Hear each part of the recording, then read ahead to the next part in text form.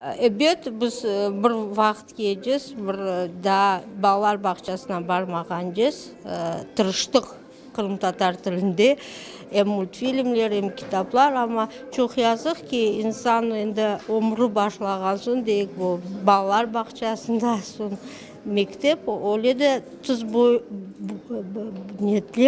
бозыла, çünkü шарайет жоқтыр. Тілін инкишаф етмек үшін. Şu teleyayınlarda gösterilgen multfilmler, multvideoların biz her vakit bakamız, torunlarga uların gösteremiz, aşlayımız. На русском, к сожалению, да. По-английски, по-русски. На разных, на татарском, на русском. На разных. Иногда и на нашем языке. И на английском бывает включают, смотрят. На русском языке, скорее всего. Я, честно говоря, не следил за этим. Я так думаю, что на русском. Они разговаривают на русском. На русском в основном. Уже не смотрят. Смотрели и на крымско-татарском, и на русском, что по телевизору показывали.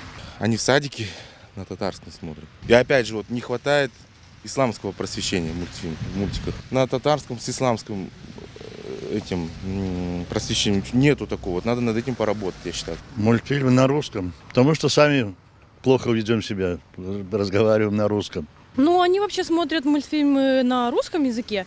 Естественно, мы включаем и мультфильмы на крымско-татарском языке, естественно. И пою песни на крымско-татарском языке детям. Они сами русскоязычные, русские, но я их ознакомливаю с культурой крымских татар.